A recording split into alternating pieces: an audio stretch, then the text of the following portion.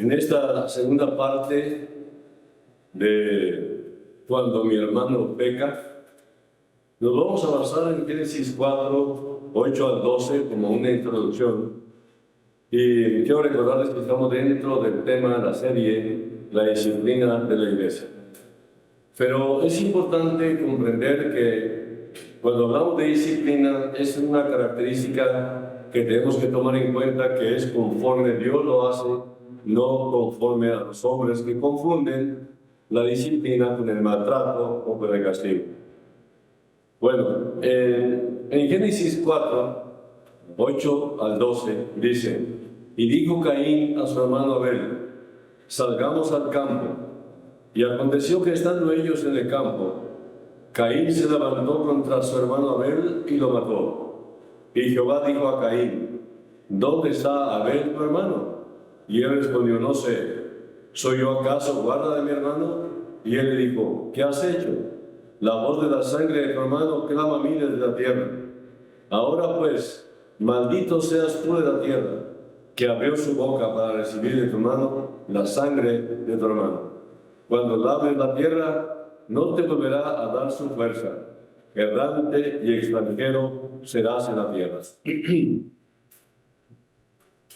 La disciplina de Dios es un tema profundo, transformador dentro de la vida cristiana.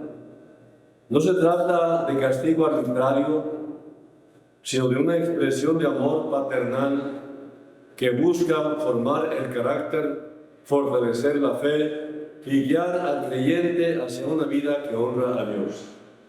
Pues bien, el modelo para la disciplina en el hogar es este.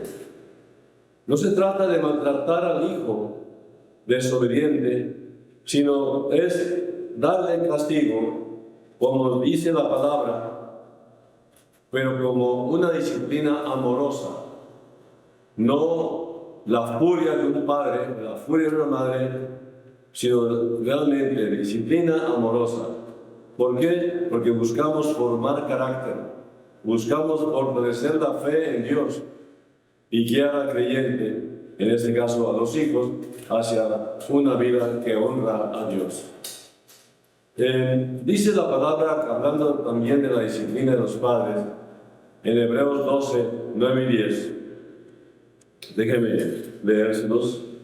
Hebreos 12, 9 y 10. Donde el escritor de Hebreos nos está enseñando esto precisamente referente a lo que es la disciplina.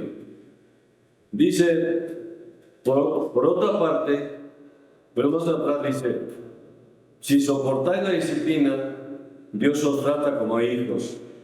Porque ¿qué hijo es aquel a quien el Padre no disciplina?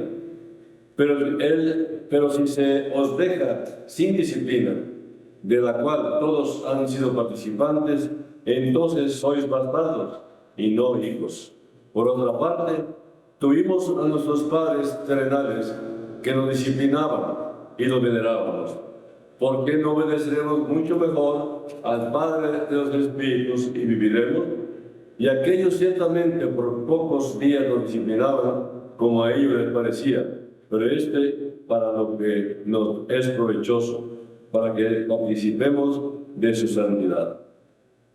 Entonces, hay aquí implícita una educación espiritual, porque Dios, como Padre amoroso, corrige a sus hijos para enseñarles obediencia, verdad y rectitud, y también enseñarles cómo disciplinar a sus propios hijos. No es castigo punitivo, no es un castigo como si fuera una sentencia maligna. ¿Por qué? Porque Jesús ya llevó el castigo por nuestros pecados, así que no es un castigo, es la disciplina divina. No nace de la ira, sino nace del deseo de hacer el bien para todos nosotros. Proceso continuo, pues, es una práctica constante, no un evento aislado. Dios usa la enseñanza, las circunstancias y la guía espiritual para moldearnos. Dice Hebreos 12, 5 y 6, parte de lo que hemos leído. Hijo mío, no menosprecies la disciplina del Señor, ni desmayes cuando eres reprendido por Él, porque el Señor al que ama, disciplina. Y en Proverbios 3, 11 y 12, nos habla de la disciplina como una señal de amor y no de rechazo. En el Salmo 32, 8 dice: te haré entender y te enseñaré el camino en que debes andar. Sobre ti fijaré mis ojos. O sea que Dios quiere que seamos obedientes, que seamos honestos, que seamos diligentes, que seamos considerados. Y esto es carácter, es la formación de carácter. Es la protección espiritual también, porque nos corrige para evitar errores mayores y alejarnos del mal.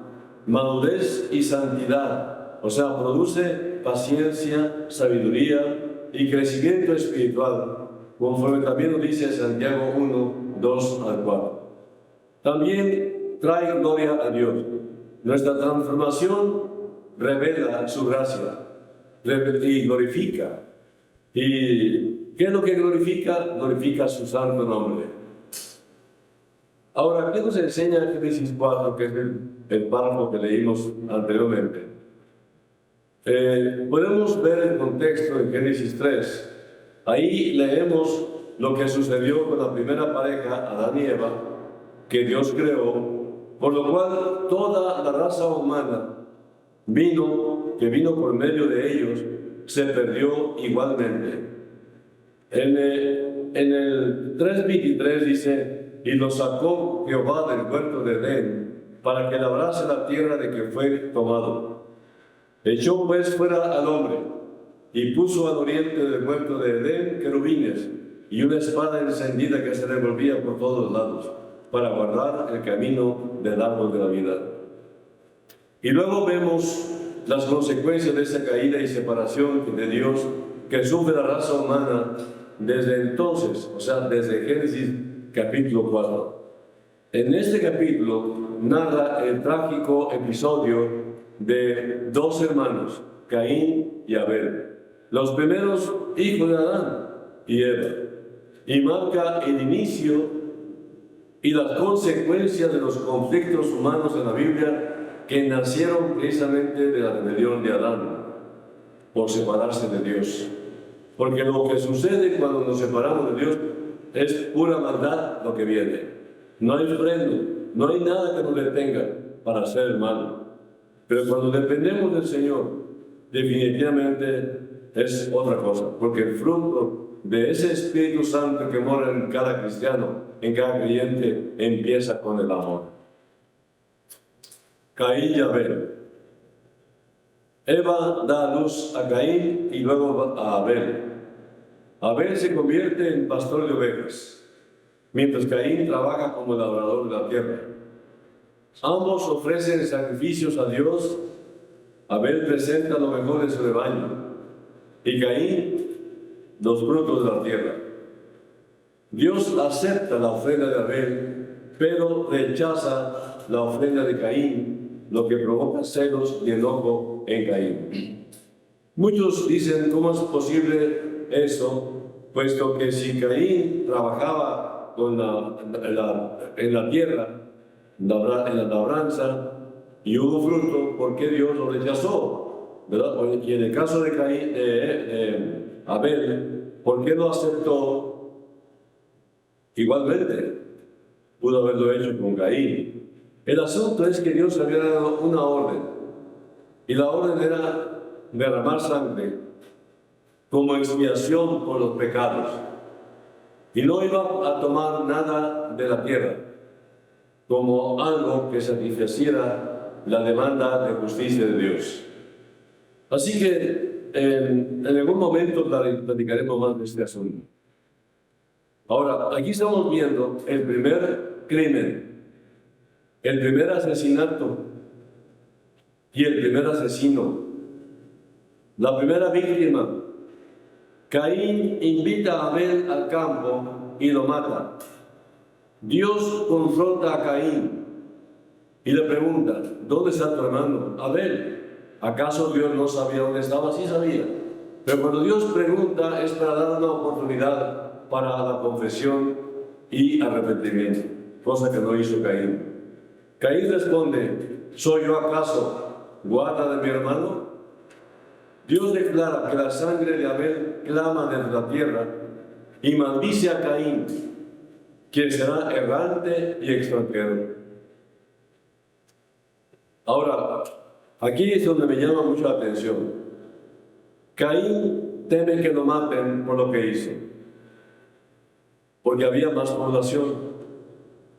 Pero Dios le pone una señal para que nadie lo mate, estableciendo una forma de justicia y protección.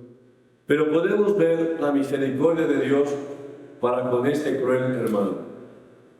Decimos que había más población, ¿por qué? Porque realmente Adán y Eva engendraron hijos e hijas durante todos los años de su vida, que fueron cientos.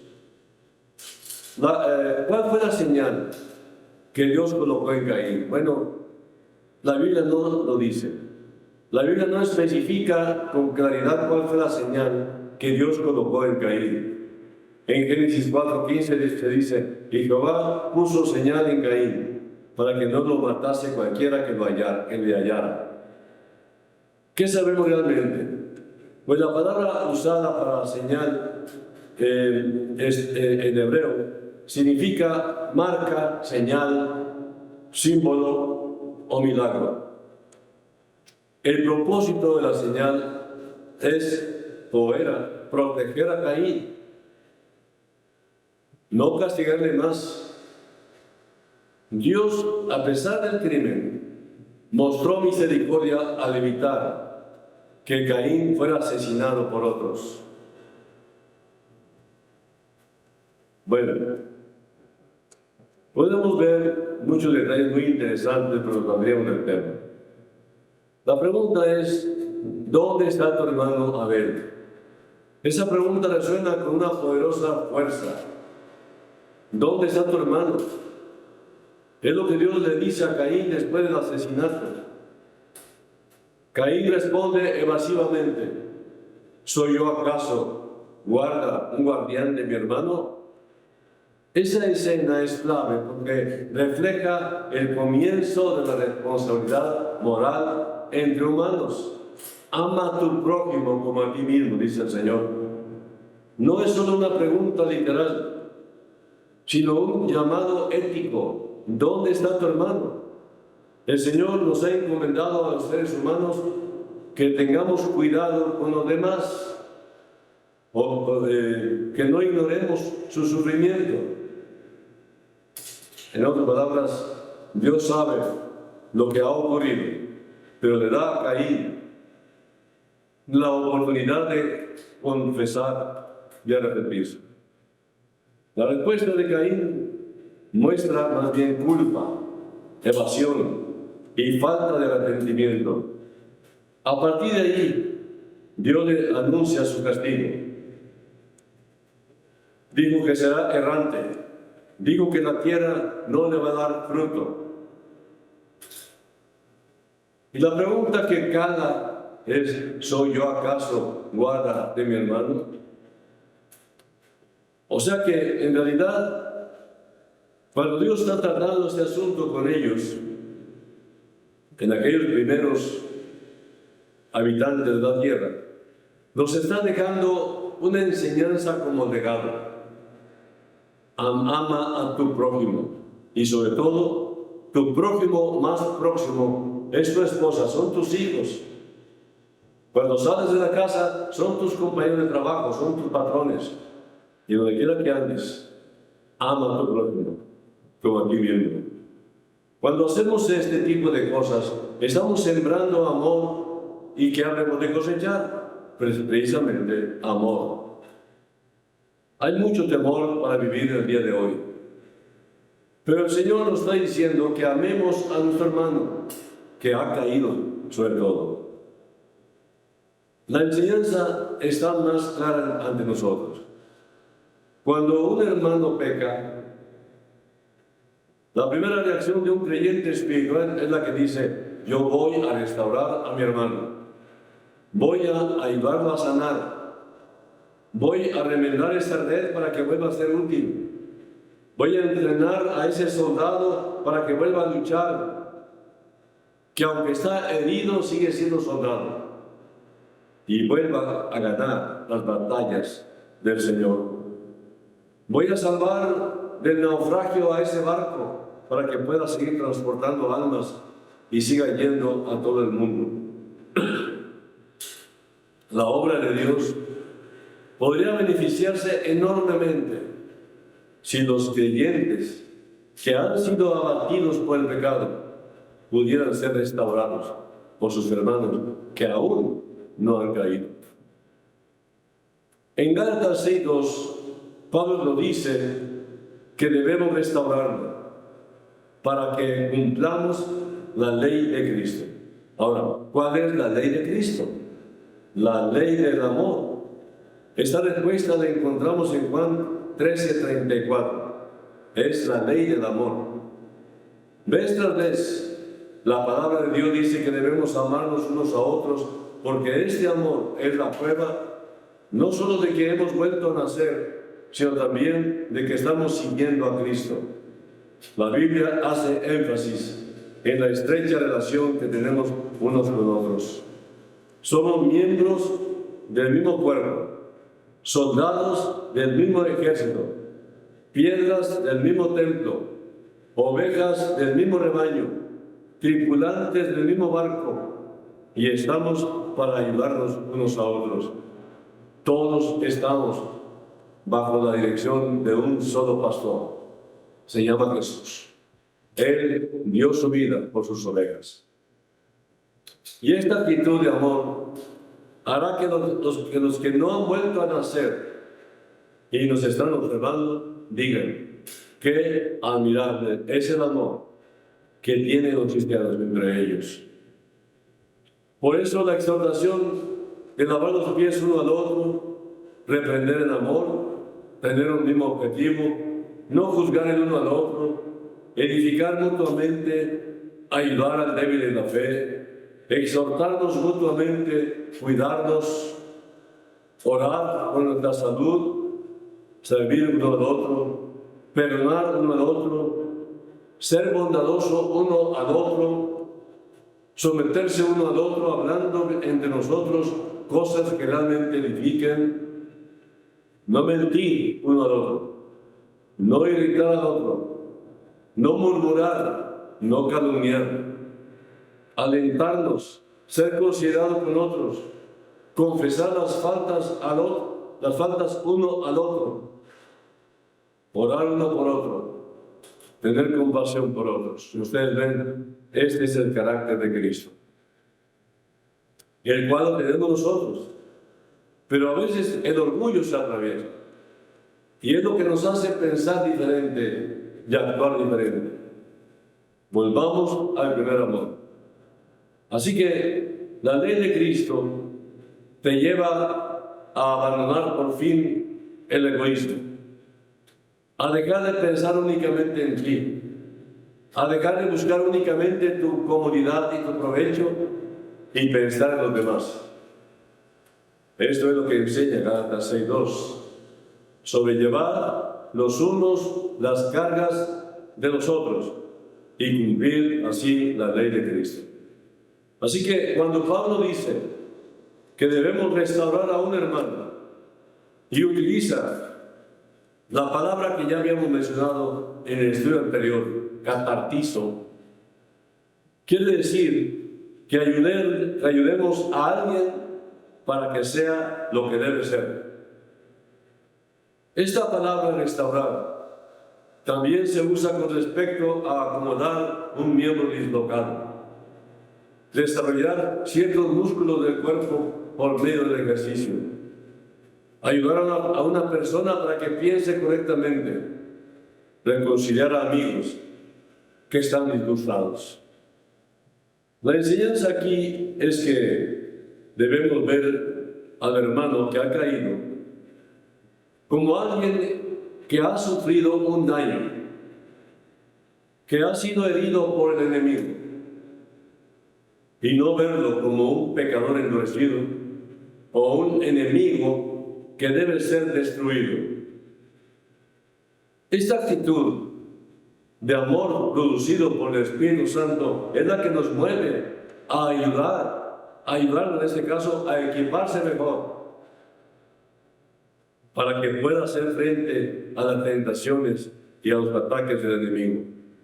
Implica que nos damos cuenta de que alguien no está debidamente preparado para la batalla.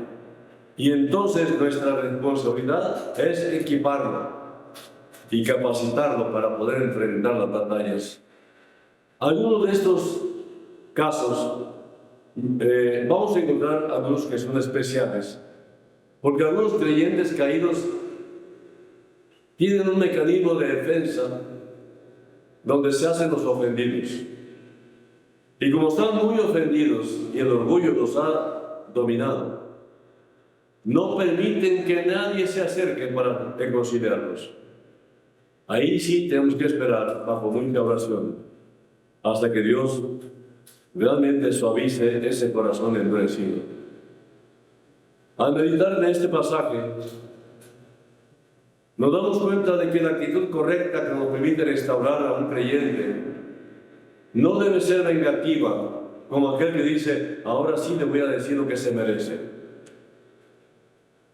En lugar de esto, debe ser una actitud que no es acusadora ni cruel. Siempre debe ser la actitud de edificar, de restaurar al caído.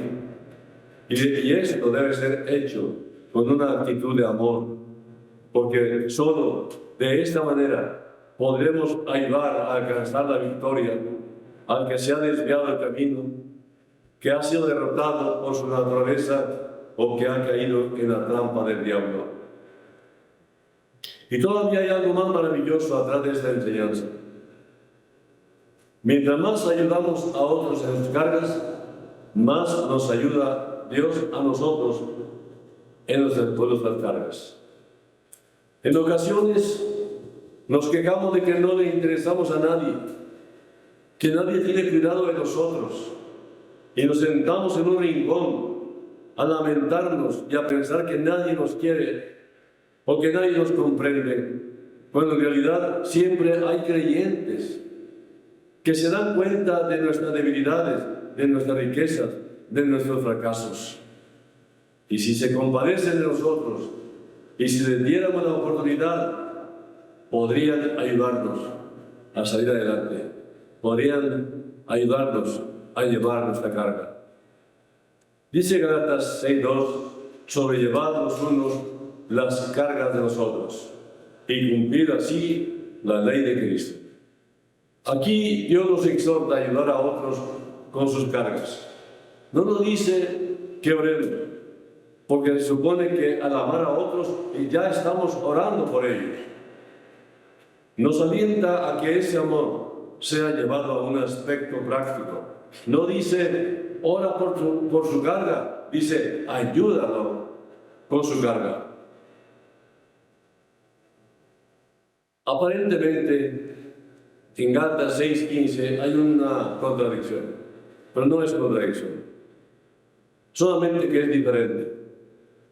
En el versículo 2 leímos, sobrellevar los unos las cargas de los otros y cumplir así la ley de Cristo.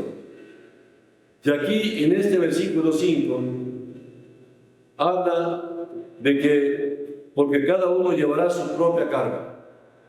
En el versículo 2 de Gálatas 6 nos habla de una carga muy pesada para una persona. Y en el versículo 5 que leímos también se nos habla de una carga ligera.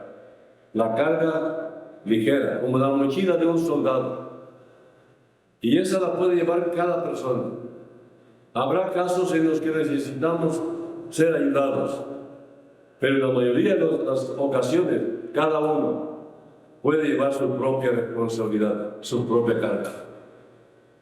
Debemos orar unos por otros para que podamos seguir adelante.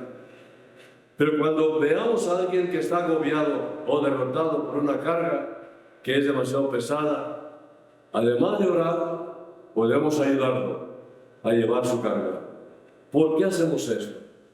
Por el amor que Dios ha puesto en nuestros corazones. En una ocasión, unos niños iban subiendo una pendiente muy pesada y uno de ellos empezó a cargar a otro más pequeño. Un niño se acercó y le dijo que si no era demasiado pesado para llevarlo cargando. Y el otro niño contestó: es mi hermano. En realidad, nadie cuestiona o condena a aquel que ayuda por amor. Como hijos de Dios, como hermanos, debemos amarnos unos a otros y en lugar de criticar a tu hermano, debes tratar de ayudarlo. La falta de disposición para ayudar a otros hace evidente la falta de amor.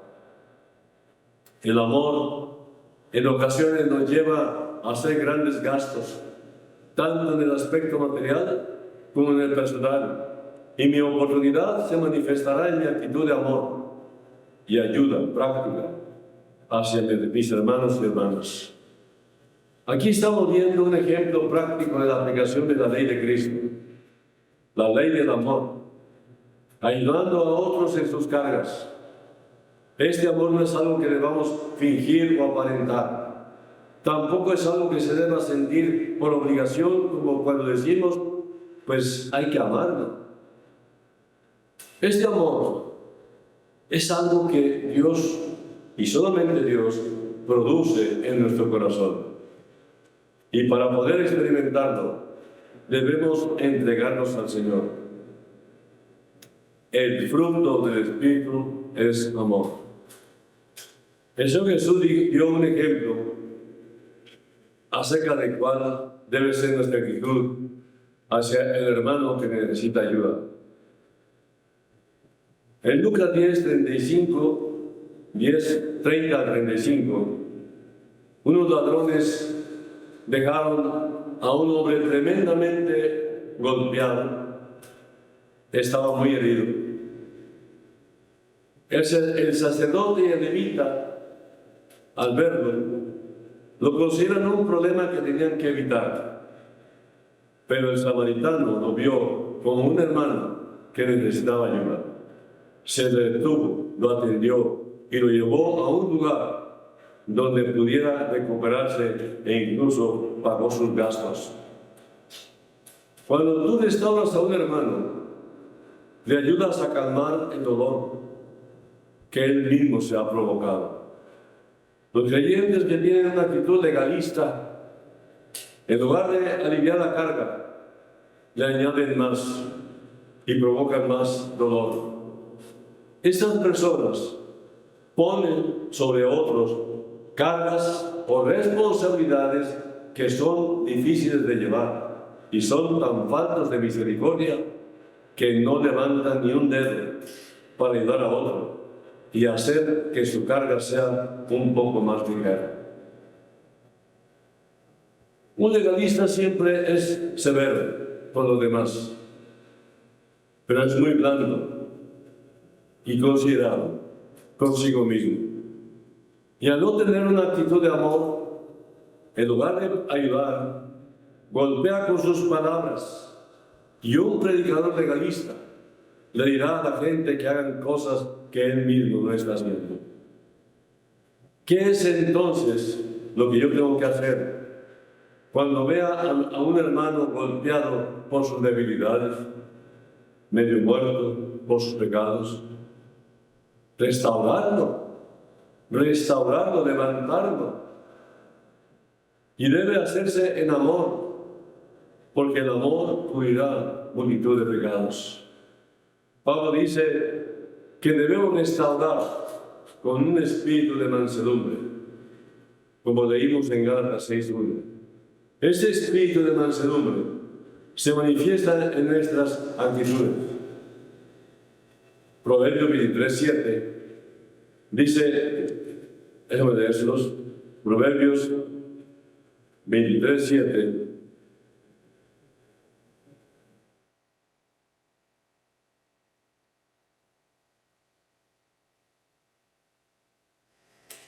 Dice, el hombre saciado desprecia el panal de miel, pero el hambriento pero al hambriento todo lo amargo es dulce. Repito, el hombre saciado desprecia el panal de miel, pero el hambriento todo lo amargo es dulce. Para él es dulce. El otro lo despreció porque está harto, pero este está hambriento. Una verdadera actitud de mansedumbre nos llevará a tratar a los demás de una forma correcta. No es como piensas que eres, sino como realmente eres. En Filipenses 2, 3 y 4, dice: nada hagáis por contienda o por vanagloria, antes bien con humildad, estimando cada uno a los demás como superiores a él mismo, no mirando cada uno por lo suyo propio, sino cada cual también por lo de nosotros. Entendemos que en el cuerpo de Cristo hay toda clase de personas y todo tipo de ministerios, y debemos aprender a apreciar lo que cada creyente debe hacer y no menospreciar lo que Dios ha logrado cumplir en la vida de cada persona. Y al mismo tiempo, no tener envidia si otro tiene más éxito que nosotros, ni ser presumidos cuando Dios nos da la victoria en algo. En Gálatas 5:26 la Biblia nos dice, hay una palabra que dice ahí, provocándonos. Déjenme leerlo mejor directamente. Gálatas 5:26. No nos hagamos vanagloriosos, irritándonos unos a otros, envidiándonos unos a otros. Y en otra versión dice, no nos hagamos vanagloriosos, provocándonos unos a otros. Porque acá dice irritándonos, y acá dice provocándonos unos a otros, envidiándonos unos a otros. Siempre habrá creyentes, hombres o mujeres, que ignoren a otros porque piensan que son mejores o superiores a los demás. Si yo pienso que soy mejor que tú y al tener contacto contigo trato de demostrar que lo soy, y si además tú tienes la misma actitud que yo, pues imagínate lo que va a pasar. Tú y yo vamos a tener problemas. Dice Proverbios 16, 5 al 7. Abominación es a Jehová todo altivo de corazón. Ciertamente no quedará impune. Por misericordia y verdad se corrige el pecado, y con el temor de Jehová los hombres se apartan del mal. Cuando los caminos del hombre son agradables a Jehová, aún a sus enemigos hace estar en paz con él. Y en Proverbios 16, 27 a 29, el hombre perverso cava en busca del mal, y en sus labios hay como llama de fuego. El hombre perverso levanta contienda, y el chismoso aparta a los mejores amigos. El hombre malo lisonjea a su prójimo y le hace andar por camino no bueno. Y en Proverbios 17, 17, en todo tiempo ama el amigo, y es como un hermano en tiempo de angustia.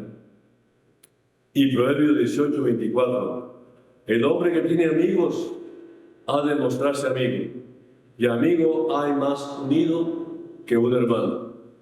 Corregir a un hermano no es un acto de superioridad, sino de amor y de responsabilidad espiritual. El propósito es restaurarlo, no humillarlo. Jesús nos llama a ser pacificadores, no jueces. No juzguéis, porque seréis juzgados. Porque con la misma medida con que medís, os seréis medidos. Hay una ley inevitable. Es la ley de la siembra y la cosecha. Lo que tú siembres, eso es lo que tú vas a cosechar. Hoy tú estás viendo a tu hermano herido, estás viendo a tu hermano caído, se ha alejado de la congregación, está ofendido por algo que no sabemos. La parte nuestra es orar primero por Él e interceder para que Dios abra la oportunidad de acercarnos a Él y buscar su restauración. Es muy importante recordar, un soldado está herido, pero sigue siendo soldado mientras viva. Un cristiano está herido, y mientras él siga vivo, es un cristiano que se puede levantar, siendo restaurado por otro soldado, por otro hermano. Hagamos esto por misericordia, porque algún día también nos puede tocar a nosotros el turno de caer. Y lo que sembremos hoy, de la misma manera, habremos de ser tratados mañana. Lo que siembres, cosechas. Dios Santo, Dios Todopoderoso, soberano de toda la tierra y del universo. Él es soberano sobre todas las cosas que suceden en el mundo, buenas y malas. Y en todo está tu vigilancia amorosa. Pero esperas que tu familia santa, la que tú has llamado de las tinieblas, a los pecadores arrepentidos que ahora nos involucraste en la iglesia, nos has llamado a buscar la reconciliación. Que el mundo se reconcilie contigo. Cuanto más nuestra iglesia, donde hay tantos hermanos lastimados. Úsanos, Señor. Bendícenos, Padre, y confirma que somos hijos de Dios, mediante la respuesta que demos a tus enseñanzas. Gracias por darnos tanto. En el nombre de Jesús hacemos esta oración. Amén. Es todo y que Dios los bendiga.